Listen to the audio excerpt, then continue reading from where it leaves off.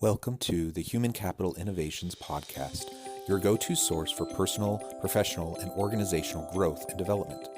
We hope you tune in often for all things people management, organizational development and change, organizational leadership, and social impact related. Maximize your personal and organizational potential with Human Capital Innovations Podcast.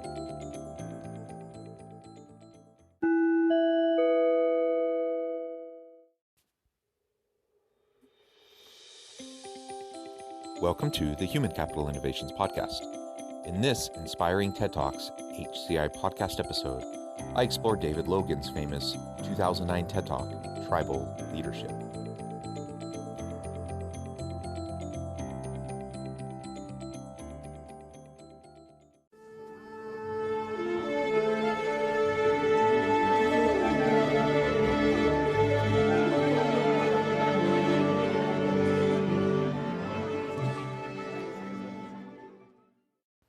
Welcome back to the Human Capital Innovations Podcast.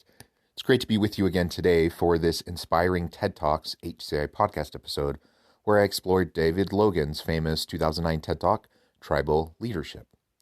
It's easy to think, as a species, we have evolved far beyond the days of tribalism, but management consultant David Logan argues that effective leaders understand the 5 kinds of tribes that still crop up naturally in nearly any setting. Logan's talk takes you through the 5 tribes or stages, beginning with life sucks in stage 1 and ending with life is great in stage 5. Thanks for joining me, and I'll catch you on the flip side of this first clip.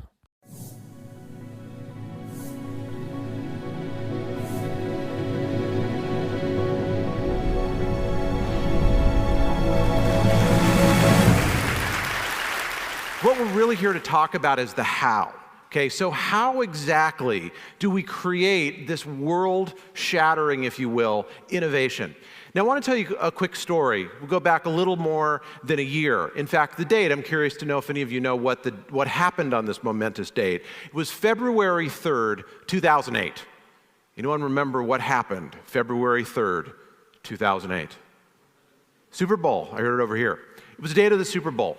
And the reason that this date was so momentous is that what my colleagues John King and Haley Fisher-Wright and I noticed as we began to debrief various Super Bowl parties is that it seemed to us that across the United States, if you will, tribal councils had convened, and they had discussed things of great national importance, like, do we like the Budweiser commercial? And do we like the nachos and who's going to win? But they also talked about which candidate they were going to support. And if you go back in time to February 3rd, it looked like Hillary Clinton was going to get the Democratic nomination, and there were even some polls that were saying she was going to go all the way. But when we talked to people, it appeared that a funnel effect had happened in these tribes all across the United States. Now, what's a tribe? Tribe is a group of about 20, so kind of more than a team, 20 to about 150 people. And it's within these tribes that all of our work gets done. But not just work, it's within these tribes that societies get built, that important things happen. And so as we surveyed the, if you will, representatives from various tribal councils that met, also known as Super Bowl parties, we sent the following email off to 40 newspaper editors the following day, February 4th. We posted it on our website. This was before Super Tuesday. We said the tribes that we're in are saying it's going to be Obama. Now, the reason we knew that was because we spent the previous 10 years studying tribes, studying these naturally occurring groups. All of you are members of tribes. In walking around at the break, many of you had met members of your tribe, and you were talking to them. And many of you were doing what great, if you will, tribal leaders do, which is to find someone who's a member of a tribe and to find someone else who's another member of a different tribe and make introductions. That's, in fact, what great tribal leaders do. So here's the bottom line. If you focus in on a group like this happens to be a USC game, and you were to zoom in with one of those super satellite cameras and do magnification factor so that you could see individual people, you would in fact see not a single crowd, just like there's not a single crowd here, but you would see these tribes that are then coming together, and from a distance, it appears that it's a single group. And so people form tribes. They always have, they always will. Just as fish swim and birds fly, people form tribes. It's just what we do. But here's the rub. Not all tribes are the same. And what makes the difference is the culture. So in this first clip, he introduces this idea of tribes. Now, it's probably not new to anybody that we evolved as tribal beings from an evolutionary psychology standpoint and an evolutionary biology standpoint. Tribes and this human connection has been very important in our progress as a human species. And this hasn't just gone away just because of technological advancements. We still have a drive towards connection, community, and tribes. And sometimes we talk about tribalism, brand tribalism. We talk about politics tribalism.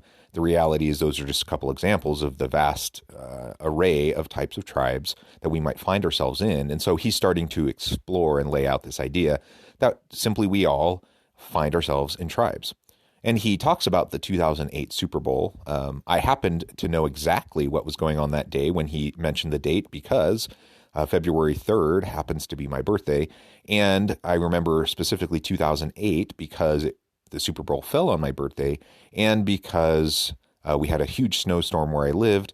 And so we got snowed in and my church got canceled and we ended up shoveling snow for all the neighbors. And it was kind of a fun way to spend the morning, and then we got to watch the Super Bowl in the evening, and it was just kind of a fun, unique birthday. Anyways, that's not really pertinent to this TED Talk, but I knew exactly what he was talking about when he got to that point and talking about that date. And it is so interesting to think about the people that attend football games as different, forming different tribes, but also the people watching the football games. And I know so many people that don't care about football at all, but they still watch the Super Bowl, specifically so they can critique the commercials. That's another example of tribes forming, or families that get together that normally they don't really care that much about football, but they get together for the Super Bowl. My family's one of those that we often do get together. So it's just really interesting to think about the many ways in our lives that tribes do form. And if we're going to be effective leaders in the workplace, as he's going to explore here further on in his TED Talk, we need to become more comfortable with the different types of tribes that exist, the different stages of tribes that exist that he's going to lay out here in a moment. And ultimately, we need to be able to speak to all levels, all different stages, people who find themselves in different types of tribes. We need to meet them where we're at, and where they're at rather, and we need to make sure that we can bring them along towards whatever we're trying to achieve. He started that clip with the question, how? How do we achieve this type of innovation? And as we go throughout the rest of this episode, what you'll see is it's essential that we think in terms of the different tribes that we're in, that we find a way to reach out and expand the reach of our tribes and the connections between tribes so that we can drive better innovations for our organizations. Now here's the net out of this. You're all a member of tribes. If you can find a way to take the tribes that you're in and nudge them forward along these tribal stages to what we call stage 5, which is the top of the mountain. But we're going to start with what we call stage 1. Now, this is the lowest of the stages. You don't want this, okay? This is a bit of a difficult image to put up on the screen, but it's one that I think we need to learn from. Stage 1 produces people who do horrible things. This is the kid who shot up Virginia Tech. Stage 1 is a group where people systematically sever relationships from functional tribes and then pool together with people who think like they do. Stage 1 is literally the culture of gangs, and it is the culture of prisons. Now again, we don't often deal with stage 1, and I want to make the point that as members of society, we need to. It's not enough to simply write people off. But let's move on to stage 2. Now, stage 1, you'll notice, says, in effect, life sucks. So in this other book that Z mentioned that just came out called The 3 Laws of Performance, my colleague Steve Zaffron and I argue that as people see the world, so they behave. Well, if people see the world in such a way that life sucks, then their behavior will follow automatically from that. It'll be despairing hostility. They'll do whatever it takes to survive. even if that means undermining other people. Now, my birthday is coming up shortly, and my driver's license expires. And the reason that that's relevant is very soon I will be walking into what we call a stage 2 tribe, which looks like this. Now, am I saying that in every department of motor vehicles across the land you find a stage 2 culture? No. But in the one near me, where I have to go in just a few days, what I will say when I'm standing in line is, how can people be so dumb and yet live? Okay. Now, am I saying that there are dumb people working here? Actually, no, I'm not. But I'm saying the culture makes people dumb. Okay? So in a stage 2 culture, and we find these in all sorts of different places. You find them, in fact, in the best organizations in the world. You find them in all places in society. I've come across them at, the organizations that everybody raves about as being best in class. But here's the point. If you believe and you say to people in your tribe, in effect, my life sucks. I mean, if I got to go to TEDx USC, my life wouldn't suck, but I don't, so it does. If that's how you talked, imagine what kind of work would get done, what kind of innovation would get done, the amount of world-changing behavior that would happen.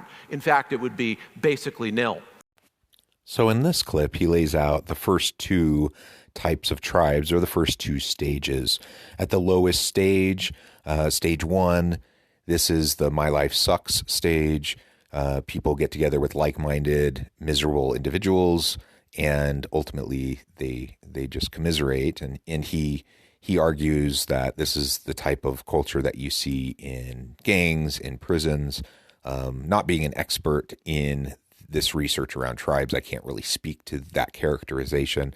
But the point is that there are disenfranchised, marginalized populations throughout various societies around the world, and their lives do suck. They are disadvantaged. They don't have many opportunities, not like many from more privileged stations in life. And so regardless of what the reason for that is, they're in that situation. They band together, and if they can't get out of that, then they're going to live a perpetual life of just merely trying to survive. And when you're trying to survive, really kind of anything goes. And you can end up treating other people around you in really horrible ways and not really care too much about it because you're just trying to survive. And life stinks, and that's just the way it is. In stage 2, you start to get beyond that a little bit. You start to interact with perhaps people from other tribes, people who don't think strictly in terms of their life sucks, but you now frame your existence in terms of my life sucks because I'm not like this other group. I'm now associating with these other people. I see what they get to enjoy. If I got to enjoy that too, my life would be great. I don't. My life sucks. Both stages are not great stages to be in, and so he's going to continue along the path of talking about the next 3 stages here in the coming clips. Now, when we go on to stage 3, this is the one that hits closest to home for many of us, because it's in stage 3 that many of us move and we park and we stay.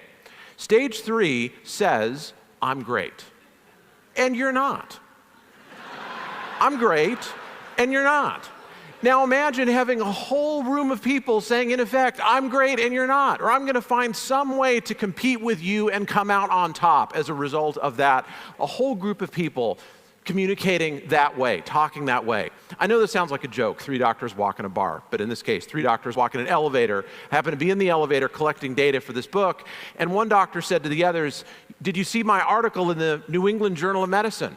And the other said, no, that's great, congratulations. Next one got kind of a wry smile on his face and said, well, you were, doing your research. Notice the condescending tone. Well, you were off doing your research. I was off doing more surgeries than anyone else in the Department of Surgery at this institution. And the third one got the same wry smile and said, well, you were off doing your research, and you were off, doing your monkey meatball surgery that eventually will train, monkeys to do, or cells or robots, or maybe even not even need to do it all. I was off running the future of the residency program, which is really the future of medicine. And they all kind of laughed, and they patted him on the back, and the elevator door opened, and they all walked out. That is a meeting of a stage 3 tribe. Now, we find these in places where really smart, successful people show up, like, I don't know, TEDx at USC. Here's the greatest challenge we face in innovation. It is moving from stage 3 to stage 4. Let's take a look at a quick video snippet. This is from a company called Zappos, located outside Las Vegas. And my question on the other side is just going to be, what do you think they value? Zappos It was not headquarters. Christmas time. There was a There's Christmas actually tree. a Dance Revolution This is their lobby. terminal right in the lobby. Employees volunteer time in the advice booth. Notice it looks like something out of a Peanuts cartoon. Okay, we're going through the hallway here at Zappos. This is a call center. Notice how it's decorated. Notice people are applauding for us. They don't know who we are, and they don't care, and if they did, they probably wouldn't applaud. But you'll notice the level of excitement. Notice, again, how they decorate their office. Now, what's important to people at Zappos, these may not be the things that are important to you, but they value things like fun, and they value creativity. One of their stated values is be a little bit weird. And you'll notice they are a little bit weird, okay? So when individuals come together and find something that unites them that's greater than their individual competence, then something very important happens. The group gels, and it changes from a group of highly motivated but fairly individually centric people into something larger, into a tribe that becomes aware of its own existence. Stage 4 tribes can do remarkable things, but you'll notice we're not at the top of the mountain yet. There is, in fact, another stage. Next is stage 3. When we're in a stage 3 tribe, it's really kind of our tribe is awesome, your tribe sucks kind of a mentality. It's more of an us versus them. My experience, my life is better, I'm right, you're wrong, that kind of a frame of thinking. And he argues that most people get stuck in this stage, that they never progress beyond it. And it was at the point in his talk, when he was talking about stage 3, that I started to think along the lines of the stages of cognitive development or the stages of moral or ethical development. And there's many researchers and theorists that talk along those lines. And it seemed to map out pretty similarly with how some of these other researchers talk in terms of cognitive or moral ethical development. And the reality is when we're in a black and white way of thinking, when we're in a stage 3 where it's us versus them, we're better than you are kind of a mentality, then yeah, you get stuck. It's inherent in that form of tribe that you simply aren't looking for all the great ideas around you because you're already convinced that you are in the best situation. Your tribe is the best. You're not going to be looking and valuing diversity. You're not going to be trying to create an inclusive environment where everyone is genuinely welcomed and wanted and having the opportunity to contribute, because unless they conform to your tribe and unless they conform to your values, then clearly something's wrong with them and you wouldn't want them there anyways. That's the mentality. That's what stage 3 looks like. And ultimately, it's incredibly problematic. I think most people listening to this would say, well, yeah, of course, nobody wants to be stage 3. You don't want to be stuck in a stage 3, yet that's where the vast majority of people end up getting stuck. So then he starts to move into, well, how do we get to stage 4? What does that look like? And he gives the example of Zappos. And many of you listening probably already know all about Zappos. It's a classic example of a great innovative organization with a great culture, best place to work, great employee retention. People go to work there and they never leave because it's such a wonderful place to be. And they make it a core value to have fun, to be a little weird. And ultimately that drives them. So they've moved beyond thinking we're just better than everyone else. Now they're recognizing the value of each person within the team, the uniqueness of each person in the team. It's more of an inclusive environment. It's more of a welcoming environment. And you start to have some more creativity and innovation.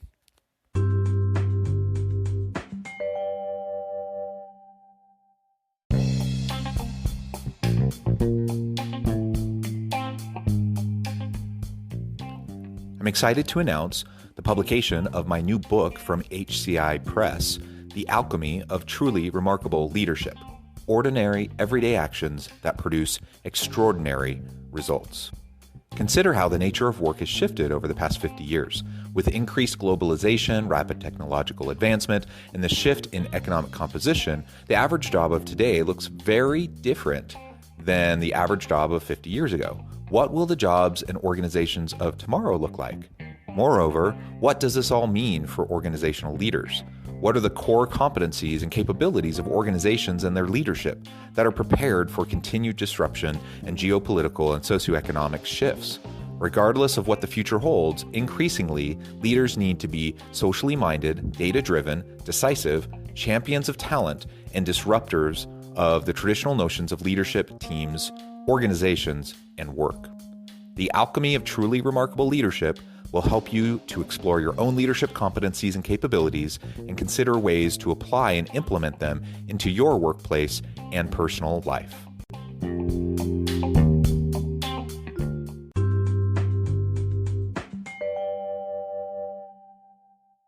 Now, some of you may not recognize the scene that's up here, and if you take a look at the headline of Stage 5, which is Life is Great, this may seem a little incongruous. This is a scene or a snippet from the Truth and Reconciliation process in South Africa, for which Desmond Tutu won the Nobel Prize. Now, think about that. South Africa, terrible atrocities had happened in the society, and people came together focused only on those two values, truth and reconciliation. There was no roadmap. No one had ever done anything like this before. And in this atmosphere where the only guidance was people's values and their noble cause, what this group accomplished was historic. And people at the time feared that South Africa would end up going the way that Rwanda has gone, descending into one skirmish after another and a civil war that seems to have no end. In fact, South Africa has not gone down that road, largely because people like Desmond Tutu set up a Stage 5 process to involve the thousands and perhaps millions of tribes in the country to bring everyone together. So people hear this and they conclude the following, as did we in doing the study. Okay, got it. I don't want to talk Stage 1. That's like, life sucks. Who wants to talk that way? I don't want to talk like they do with the particular DMV that's close to where Dave lives. I really don't want to just say I'm great because that kind of sounds narcissistic and then I won't have any friends. Saying we're great, that sounds pretty good, but I should really talk Stage 5, right? Life is great. Well, in fact, there are three somewhat counterintuitive findings that come out of all this. The first one, if you look at the Declaration of Independence and actually read it, the phrase that sticks in many of our minds is things about inalienable rights. I mean, that's Stage 5, right? Life is great, oriented only by our values, no other guidance. In fact, most of the document is written at Stage 2. My life sucks because I live under a tyrant, also known as King George. We're great. Who's not great? England. Sorry. Well, what about other great leaders? What about Gandhi? What about Martin Luther King? I mean, surely these were people who just preached life is great, right? Just one little bit of happiness and joy after another. In fact, Martin Luther King's most famous line was at Stage 3. He didn't say, we have a dream. He said, I have a dream. Why did he do that? Because most people are not at Stage 5. 2% are at Stage 1. About 25% are at Stage 2, saying in effect, my life sucks. 48% of working tribes say, these are employed tribes, say I'm great and you're not, and we have to duke it out every day, so we resort to politics. Only about 22% of tribes are at Stage 4, oriented by our values, saying we're great and our values are beginning to unite us. Only 2% of tribes get to Stage 5, and those are the ones that change the world. So the first little finding from this is that leaders need to be able to talk all the levels so that you can touch every person in society. But you don't leave them where you found them, okay? Tribes can only hear one level above and below where they are. So we have to have the ability to talk all the levels to go to where they are. And then leaders nudge people within their tribes to the next level. So in Stage 5, we get away from my group is great. We've progressed from Stage 3, I'm great, everything's great about us and my group. Stage 4, the group is great and we have individuals with differences, we value them.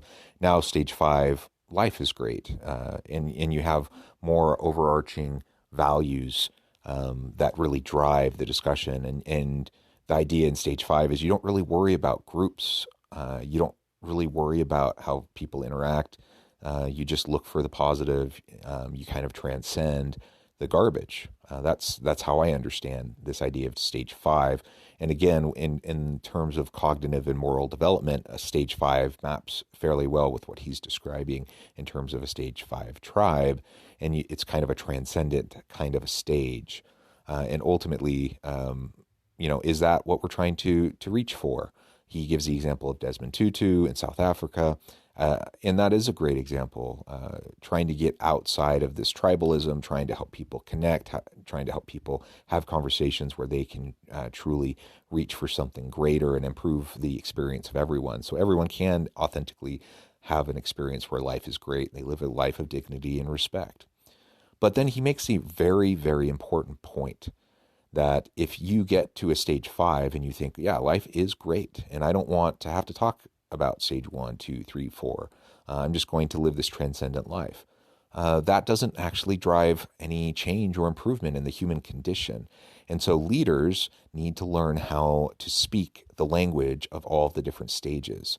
And in fact, it's only leaders who get up to stage 5 who even can speak all the different languages because they've experienced them. Someone who's stuck at stage 3, it's impossible for them to understand and talk the language of a stage 4 or stage 5 in any authentic way. And so as a leader, hopefully we get to that kind of a transcendent stage. We need to be able to meet people where they're at. And if someone is in a stage 1 or a stage 2 or stage 3, we need to go there and meet with them. And we need to talk in terms that they understand. And we can nudge them along slowly but surely and help them along the path of opening their mind, opening their connection with people, so that they can get to that stage 4 or even that stage 5 and find greater opportunity for meaning and purpose and drive better innovations for our organizations. I'd like to show you some examples of this. One of the people we interviewed was Frank Jordan, former mayor of San Francisco. Before that, he was chief of police in San Francisco. And he grew up essentially in stage 1. And you know what changed his life? It was walking into one of these, a boys and girls club. Now, here's what happened to this person who eventually became mayor of San Francisco. He went from being alive and passionate at stage 1, remember, life sucks, despairing hostility, I will do whatever it takes to survive, to walking into a boys and girls club, folding his arms, sitting down in a chair and saying, wow, my life really sucks. I don't know anybody. I mean, if I was into boxing like they were, then my life wouldn't suck, but I don't, so it does. So I'm going to sit here in my chair and not do anything. In fact, that's progress. We move people from stage 1 to stage 2 by getting them in a new tribe and then over time, getting them connected. So what about moving from stage 3 to stage 4? I want to argue that we are doing that right here. TED represents a set of values. And as we unite around these values, something really interesting begins to emerge. If you want this experience to live on as something historic, then at the reception tonight, I'd like to encourage you to do something beyond what people normally do and call networking, which is not just to meet new people and extend your reach and extend your influence, but instead find someone you don't know and find someone else you don't know and introduce them. That's called a triadic relationship. See, people who build world-changing tribes do that. They extend the reach of their tribes by connecting them, not just to myself so that my following is greater, but I connect people who don't know each other to something greater than themselves. And ultimately, that's to their values.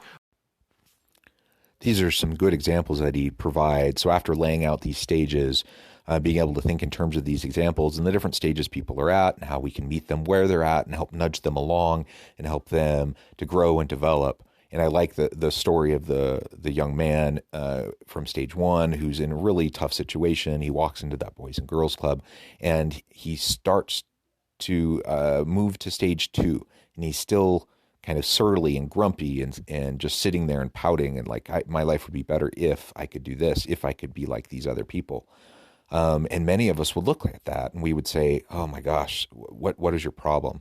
Like, get it together. You make the most of your life, pull yourself up by the bootstraps, whatever cliche that we want to say. And we say, why can't you just, appreciate what opportunities you have and make the most of it? What we need to recognize is, and again, meeting this person where they're at, is that's an improvement from where they were at. And now they're experiencing others, and they're seeing other possibilities.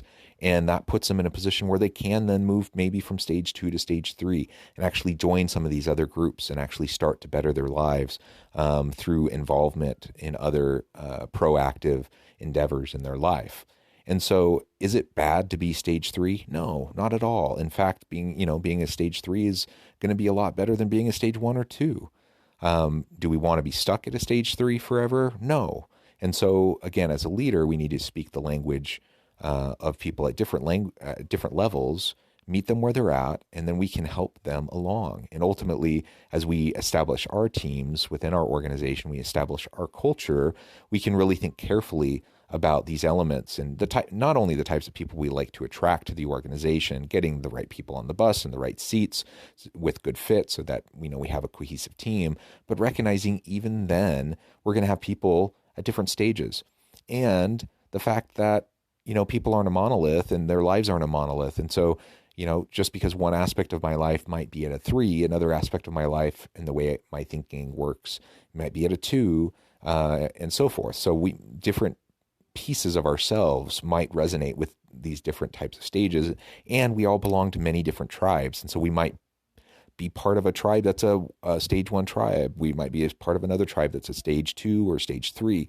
And so as a leader, this makes it all the more reason why we need to embrace the complexity and be able to speak to the different levels and meet our people where they're at, help them to achieve their potential by helping them progress along these types of stages. And I would argue not just the stages of tribal development, but the stages of moral and cognitive development as well. But we're not done yet, because then how do we go from stage 4, which is great, to stage 5? The story that I like to end with is this. It comes out of a place called the Gallup organization. They do polls, right? So at stage 4, we're great. Who's not great? Pretty much everybody else who does polls. Okay, if Gallup releases a poll on the same day that NBC releases a poll, people pay attention to the Gallup poll. Okay, we understand that. So they were bored. They wanted to change the world. So here was the question someone asked. How could we, instead of just polling, what Asia thinks or what the United States thinks or who thinks what about Obama versus McCain or something like that, what does the entire world think? And they found a way to do the first ever world poll. They had people involved who were Nobel laureates in economics, who reported being bored. And suddenly they pulled out sheets of paper and were trying to figure out, how do we survey the population of sub-Saharan Africa? How do we survey populations that don't have access to technology and speak languages we don't speak, and we don't know anyone who speaks those languages? Because in order to achieve on this great mission, we have to be able to do it. Incidentally, they did pull it off, and they released the first ever world poll. So I'd like to leave you with these thoughts. First of all, we all form tribes, all of us. You're in tribes here. Hopefully you're extending the reach of the tribes that you have. But the question on the table is this: what kind of an impact are the tribes that you are in making? You're hearing one presentation after another, often representing a group of people, a tribe, about how they have changed the world. If you do what we've talked about, you listen for how people actually communicate in the tribes that you're in, and you don't leave them where they are, you nudge them forward. You remember to talk all 5 culture stages because we got people in all 5 around us. Then the question I'd like to leave you with is this: will your tribes change the world? Thank you very much.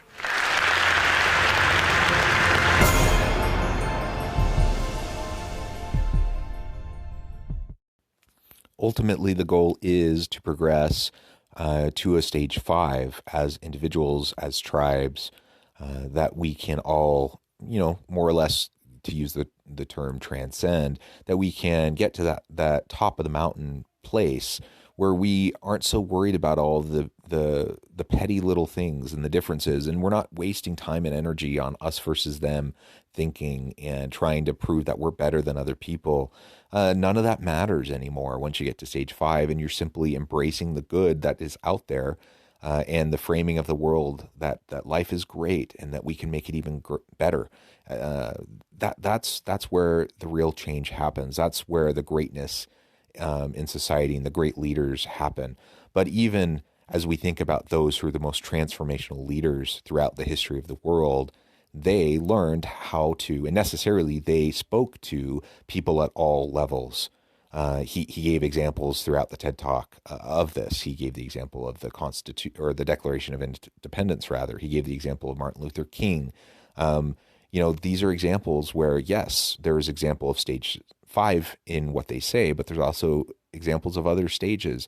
They speak to people where they're at. They don't leave anyone behind. They don't write anyone off and say, you know what, this person at stage 1, they're a lost cause. They're just bitter. They just have a horrible outlook on life. We're not even going to worry about them. They don't do that.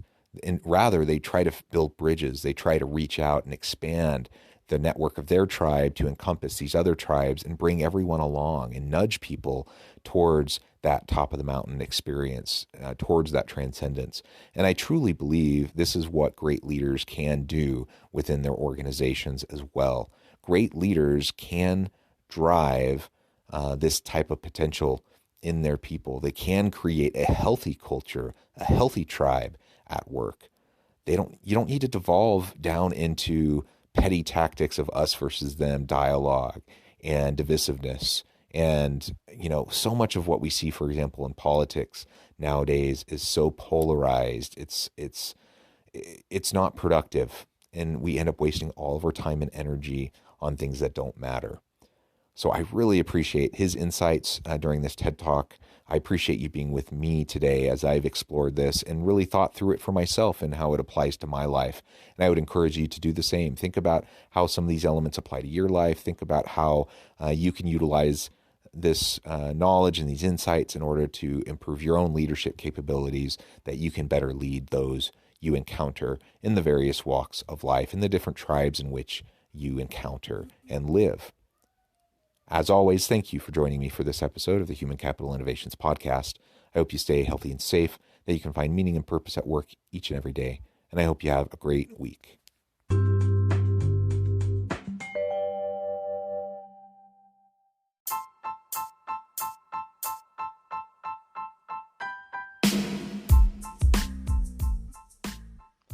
We are excited about the launch of HCI's new magazine, Human Capital Leadership. Human Capital Leadership is a free, interactive e-magazine designed to help individuals, leaders, and organizations find innovative approaches to maximize their human capital potential. We will be publishing issues quarterly in August, November, February, and May. Check out the first issue and let us know what you think.